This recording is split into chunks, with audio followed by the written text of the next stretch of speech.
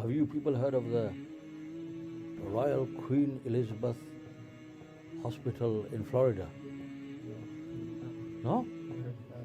Well, let me tell you a bit of history. So you know our previous Queen, Elizabeth, she funded a hospital in Florida, set up about 70 years ago. Right? And she funded the whole thing. And it was the best hospital in the world. And it was free healthcare, anybody could go there. And they got all the best doctors and surgeons and consultants all gathered in there, and the world's best equipment in there. And it was the most renowned and best hospital in the whole world. Every sick person wanted to go there. And they guaranteed that we can cure you of anything. And sure enough, any person that went in there came out cured. Doesn't matter how terminal the illness was, because they had the state of the art, everything. But then, what started happening is, some people started going in there, spending good time there, all for free, and started coming out without any improvement. And this started happening quite a bit. So now they run an investigation. Is it the physicians, the consultants, the hospital staff that are at fault? What they found was these people, lots of people have gone in before and have come out completely cured, lived long, wholesome lives after that. But so what's wrong with these people? They're coming out, they're dying. They're coming out and they're not recovering. So what they found was that these particular individuals were going into the hospital, but they were not living under the rules and the guidance of the hospital. So they were not taking the medication, they were not eating what the hospital was giving them, they were not taking the rest, they were just spending them. Now they were coming out of the hospital, they were bragging, I've spent 6 weeks in Queen Elizabeth, I've been a guest of the Royal Highness, of Her Royal Highness. They were bragging and telling people. But when people looked at them, they thought, no, they haven't. Look at him, his hair's still falling out. He still looks like he's just climbed out of the grave this morning. So what was the damage caused by that? One damage was that those people who went in to the state-of-the-art best hospital in the world, they came out without any benefit. Was it the fault of the hospital? No, it was their own fault. Because they were not following the rules. And it was not good enough for them to be bragging that I've spent 6 weeks there. I've spent 40 days there. I was a royal guest. Do you understand where I'm going with this? Obviously the hospital doesn't like this. It's fictitious. I'm talking about the effort of tabligh. Many people, they go into tabligh and they come out, you can't even tell. No change. Is it the fault of tabligh? No, the effort of tabligh is the effort of the Anbiya Kiram. There can be no greater effort than that. But why have I come back after 40 days, 4 months, and there's no change in my life? It's my own fault. So one damage of that, if I didn't spend my time well, is that one, I came back, no difference in my life. And the greater damage of that was the reputation of the hospital starts going down. When those people come out and they're still sick, people start saying, this hospital, I was going to go there, I was going to send my dad there, I was going to send my elderly grandmother there, but no, I don't think. I think the doctors, the nurses, the surgeons, the consultants, and they start finding faults with them. When in fact they are not at fault. Who is at fault? The people who did not spend their time well. So the same is with the effort of tabligh. I heard one elder say about tabligh, he's been in the effort for, you probably know him as well, one of our elders here. He's been in the effort for 50 odd years. He says, what I have seen in my life is, many came and came again. Many came, but were never seen again.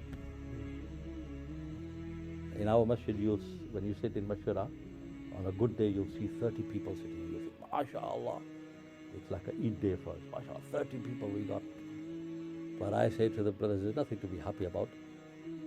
10 times more than that. There are brothers out there who have once upon a time spent 40 days, 4 months, but they are no longer in the masjid. And that's the case with every masjid. This is why, brothers, it's not enough for us to come out in the path of Allah. MashaAllah, you're sacrificing. It's a massive sacrifice.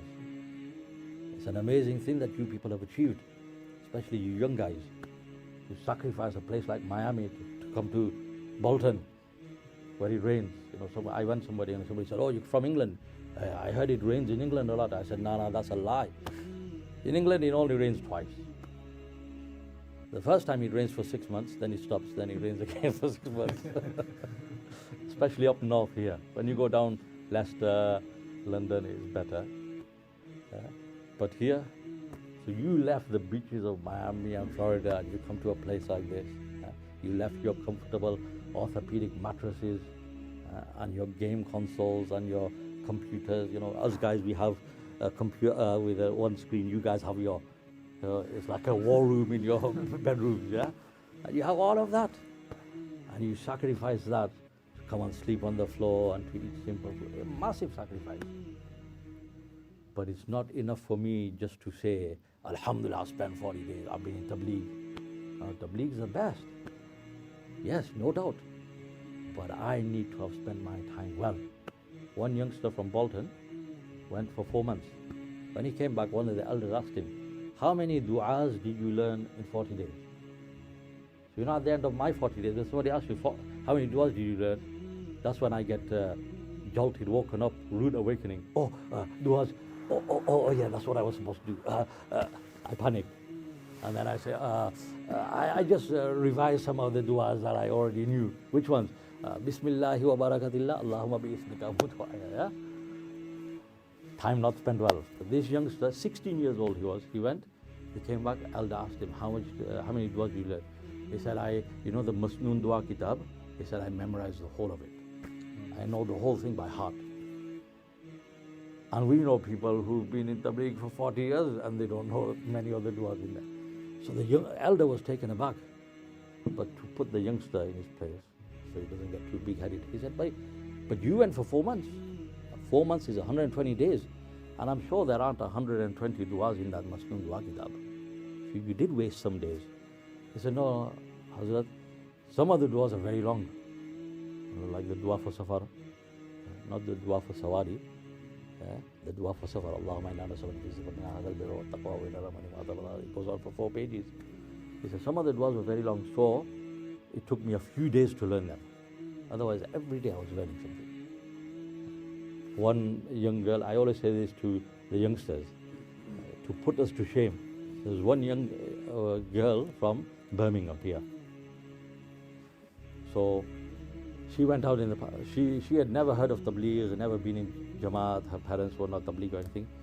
But she got fixed up to a boy who turned out to be an undercover Tabligh. So the first thing he did to her was he tashkiled her. So soon after she got married, she went out for 10 days, Mastura Jamaat. So when she returned, the brother who was in the Jamaat, the elder, he told me himself. And I went to verify it again. I said, are you sure? He said, Waisab, that young girl, at the end of the 40 days, at the end of the 10 days, my wife sent me a note saying, can you please bring a box of chocolates? So what do you want a box of chocolates? I want to give to this girl. Why? She's 18 years old, I think she was. Young girl, first time ever in the path of Allah. And in the 10 days, she memorized 43 Masnoon duas. And I said, Iqbal bhai, 43, are you sure? 43 duas in 10 days. He said, no, sorry, I got it wrong. It's not 10 days. Mastura Jamaat, 1 day going to the markaz and 1 day coming from. This is actually only 8 days on the road. In 8 days, she memorized 43 Masnoon Dua Kitabs, Masnoon Duas. So I say to the youngsters, these women are putting us to shame. So this is why, brothers, it's important. Alhamdulillah, it's a fantastic thing that you guys, right now, you people are the guests of Allah, in the house of Allah, in the path of Allah, constantly under the shade of Allah Ta'ala's mercy, doing the work of Allah. Right now, you might not understand your worth, but right now, people who understand know that right now, if I want to get some rahmat, barakat, I need to come sit next to you. One of our brothers from Preston, he got married, and about 5 days after he got married, there was an Arab Jamaat somewhere. So Amir Sahib sent him and another brother to do that Nusrat. So when they went, then they were talking to them and they said, mashallah, it's a massive sacrifice on your path that you've come all the way from Arabia. So the Arab brother said, no, it's a sacrifice on your path that, you've come to do our nusrat. So then the brother, he said, no, it's not my sacrifice. This guy, he just got married 4 days ago and he's come up. So the Arabs, they all got up and they kissed him on the forehead. They said, you just left your wife, your bride. And when it came to bedtime, the whole Jamaat started fighting. And we said, what's going on? Everyone was fighting to sleep next to him, next to that youngster. They said, why? These are people who are understanding. They said, because he's made such a huge sacrifice, the rahmat of Allah, like a waterfall, is falling on this person all night. And I want to sleep next to him and get the barakah. So Amir Sahib, to settle the dispute, he put him in the middle and like a clock face, he put everyone's business around him. These are people who value the path of Allah. So when we go out in the path of Allah, first and foremost, we have to value ourselves. Who am I? What privilege have I been given? What an honor. But also along with that, what a huge responsibility I have. May it not be that I go back with no change in my life and people, just as people, they didn't send their patients to Queen Elizabeth Hospital because he got a bad reputation. May not happen that people think, I was thinking of going, but man, look at these guys. They spent 40 days, there's no change in them. This is why it's very, very important. Alhamdulillah, in our masjid, our 40-day Jamaat, whenever we go, alhamdulillah, no one has a phone. When I go in the path of Allah, even when I go for a weekend, I don't take my phone with me. People say to me, why do you do that? I say, because, simple reason, because I'm not a very pious person, I'm not a very good person, but whenever I give time to Allah, it's His then. If I've said I'm going to give 10 days, 3 days, 40 days, that time is Allah's, it's not mine anymore. So I can't take my phone, I can't do business, I can't communicate, I can't be engaged in the dunya, but it's all for Allah. And I have a duty and responsibility that I tire myself only in the amal. That's one reason. The other reason why I leave my phone, I say, is because I admit that I have a problem, I have an addiction. In England, I don't know if you have it, in America we have Alcoholics Anonymous. Somebody's an alcoholic, they go for rehab. So in their meetings, from day one, you know what they make you do? Or make the person do? He has to stand up and say, hello, my name's Nigel. I'm an alcoholic. I sit down. Okay. Next person. They all have to say this. Every single meeting they have to say this. My name's Nigel. I'm an alcoholic. You know why they make them do that? First, the road to rehab, the first step to rehab is to acknowledge that you've got a problem. Right? Most of us will never admit that we've got a problem with our mobile phones. I'm the first to acknowledge, I'm addicted. I'm a Mauli Sahib, but I'm addicted. No doubt. Which is why I am able to leave my phone aside when I go in the path of Allah. Or if I take it with me by accident, I lock it away and I put it in and nobody finds out that I have got my phone with me for 40 days. I said that's the first step. So I went to, I've got a friend in Barbados, Maulana. We studied together. He says to me, Maulana Rafiq, Maulana Ahmad, he said to me, Mazhab, you won't believe, people from America and England, they pay £1,500 to come here to Barbados for 1 weekend for a social media detox. And what they do is when they come here, they take their mobile phones off them, and then they have to stay here for 2-3 days for the weekend, and they have to listen to lectures, and then they have to meditate, and they go on the beach and they meditate and they do yoga and all this to try to wean themselves off this. And he said they're regularly coming every week. I see so many, the program's all booked. So I said, well, he was astonished. I said, from our communities, no apne is going to come for that. I said, don't be expecting people to come here from Bolton. He said, why not? I said, the first thing is we people do not even accept that I've got a problem. Okay? So I leave my mobile phone because it's a path of Allah. My time isn't mine anymore. It's for Allah. It's not even my wife's. It's not my children's. I can't talk to them. But it's only Allah. It's not for the news or anything, but just Allah. That's me following the advice of the elders, like the person following the advice of the doctors, and then I'll get cured. I'll come out as a better person. But if I'm thinking, no, forget this, I need this, we're modern times, we need to know what's going on in the world and this and that, then that means I'm going against the advice of the elders, Our elders have said it very beautifully. 4 things. Misa will repeat this for you afterwards. What is tabligh? They say, masjid ki char diwari. Stay within the confines of the masjid, especially the Jamaat Khana. Try to spend as much time here as possible. And then, Amir ki tabedari. Obey the Amir Sahib. If I am not doing these things, that means I'm going against the advice of the doctors, I will not get cured. And then, Ummat ki ghamkhari. Have a pain in your heart for the Ummat. Where is everyone going? Towards Jahannam. And the 4th thing is, Rato ki awzari. Crying in the night. Or in England, you can't cry in the night because the nights are so short. But whenever we can, in the daytime, make dua for the Ummat. So those 4 things. And I say a 5th thing now because of mobile phones. Amal ho sare jari.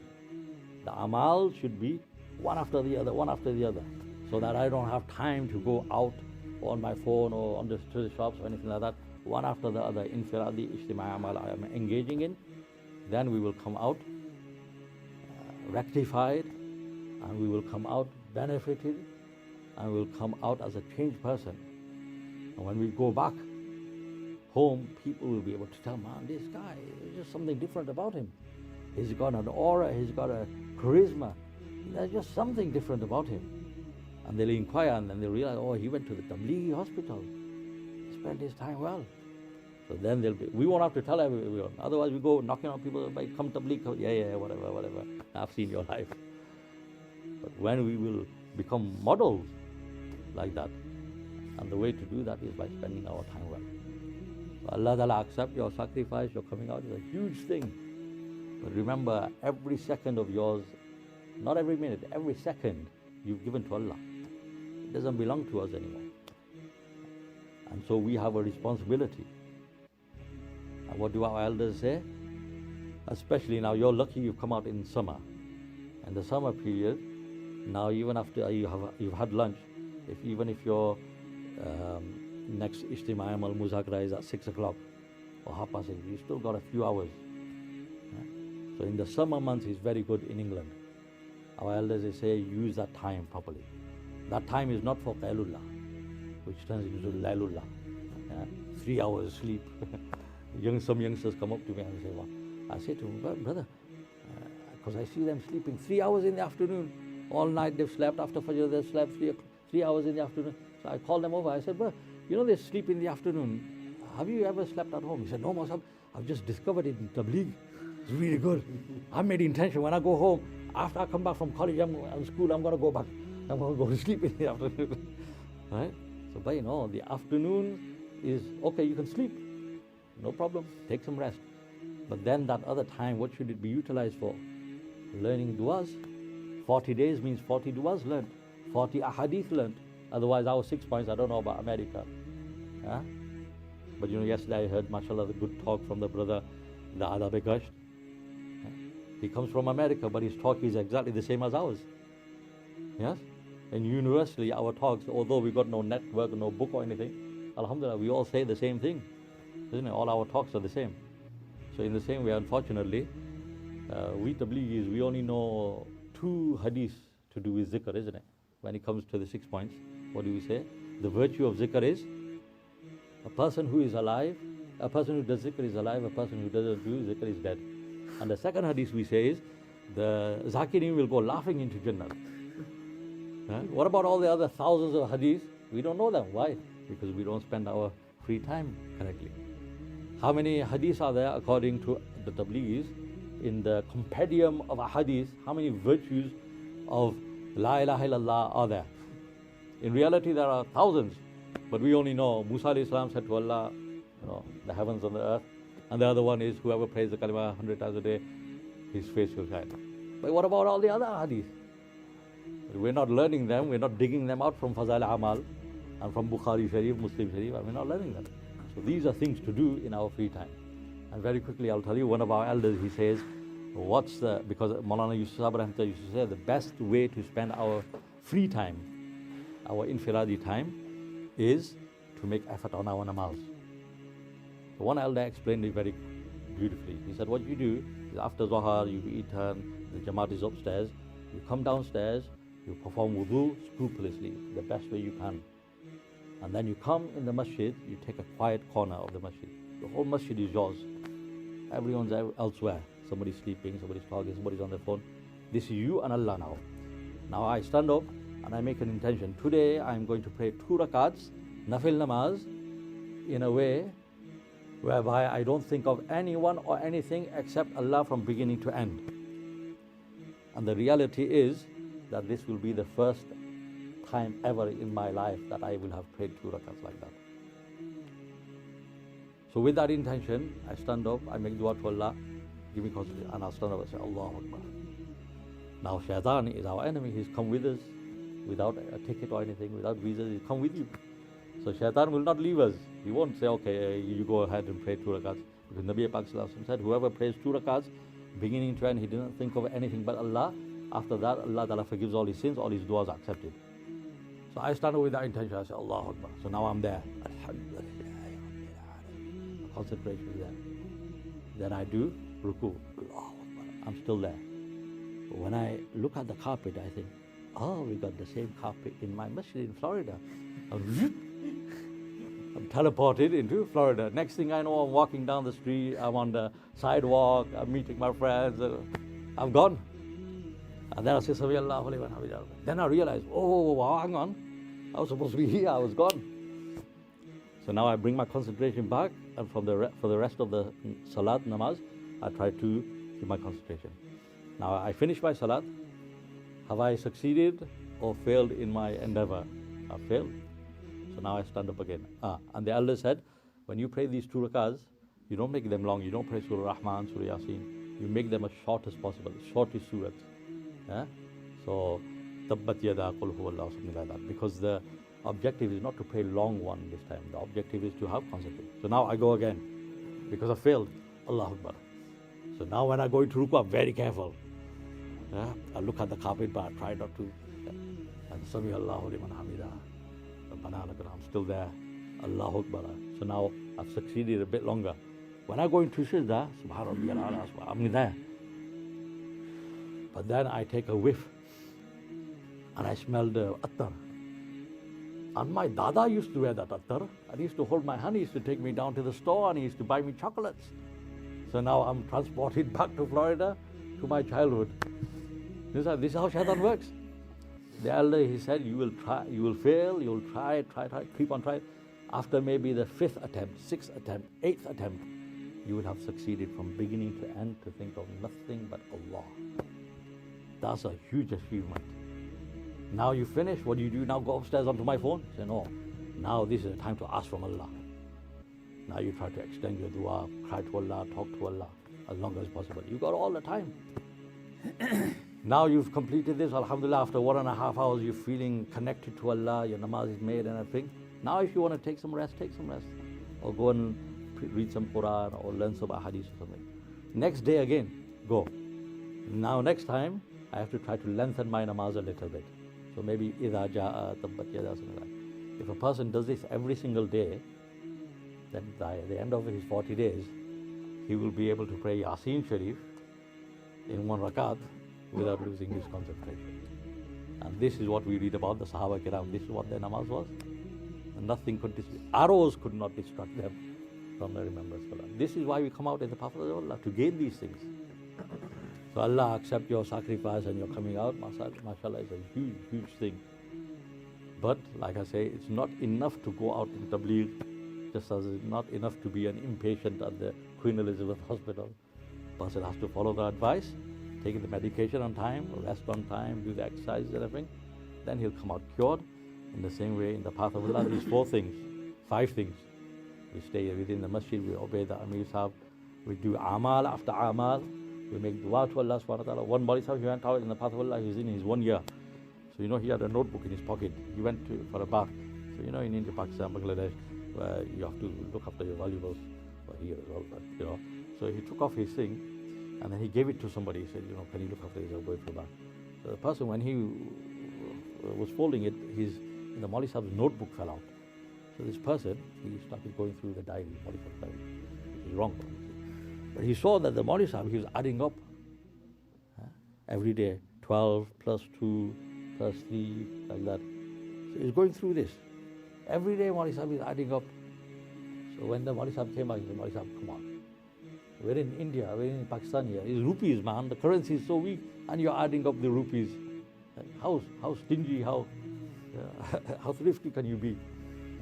So Maulana Sahib said, listen, there's none of your business, but now that you've seen it, you were supposed to look at it, and now you're thinking bad about me, let me tell you, I'm not counting rupees there.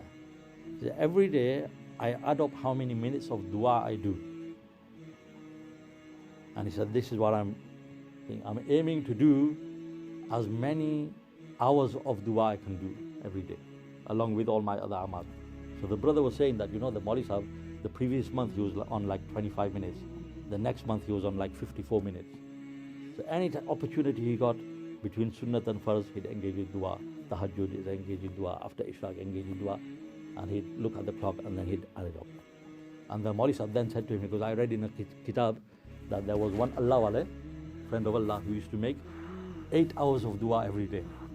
Obviously we can't make 8 hours because we have to do our gashta and all it. So somebody asked the elder that, why do you make 8 hours? He said, one is that whatever I ask for, Allah gives me, and also Rasulullah sallallahu alaihi wasallam said, dua is the essence of ibadat. So when I'm engaged in dua, I'm getting ibadat sawab anyway. And especially you brothers in the path of Allah, especially you youngsters in the path of Allah, your dua is so mustajab and maqbool, it's unbelievable. And then yet a person is not engaging in dua. I say to you, anything you ask for, Allah Ta'ala will give you. Guaranteed. And you'll be amazed in 10, 20 years time when it happens to you. You'll be amazed. Somebody said, made dua, crazy dua. He said, make me do a Hajj. It was impossible for that. And he said, make me meet both the Imams. Sheikh Shuraim and Sheikh Suresh at that time. Make me. Oh Allah, he made that dua. So then he went around telling people, somebody said to him, I've been 8 years, I've been coming for Hajj. This is impossible. You can't meet those guys. They're too well protected. So he said, I went for Hajj. I made this dua in the path of Allah. He said, I went for Hajj and I'm sitting there one day after namaz, and there's a crowd coming, and everyone's like, cops are moving them, I think. He said, I just stood up. And next thing, Sheikh Sudesh was in front of me. And he smiled at me and he said, Assalamu alaikum. And I said, Wa alaikum salam. And he said, the next day, same thing happened with Sheikh Sulaim. I met both of them. I said, it was like, I didn't even go chasing them or anything. So anything we ask for, Allah Ta'ala will give us. If we ask for Allah, accept me for this effort till my dying breath, Allah Ta'ala will accept us. If we ask Allah, accept me for 4 months every year, Allah Ta'ala will accept us. In our masjid, alhamdulillah, our Amir Sahib, he, since the age of 17, he's now 80 years old. Allah Ta'ala granted barakah in his life. In 1962, he spent his first 40 days. Since then, every single year he's been going for 40 days or 4 months. Now he goes for 240 days every year. He's been to your masjid as well, mashallah. Somebody remembers him as well. So he spent in that time, somebody said to me yesterday that why don't you calculate how much time he spent in the path of Allah. And there are many examples like that. So we need to look at them, that how do they spend their time, due to which Allah Ta'ala, since the age of 17, till the age of 80, Allah Ta'ala has accepted them. I want to be like that, isn't it? So for that we need to spend our time correctly. MashaAllah, Allah Ta'ala accept your sacrifice and your coming out. And Allah Ta'ala grant me and all of us the tawfiq to spend our time correctly. Forgive me if I've said anything wrong, and don't go looking for cringe.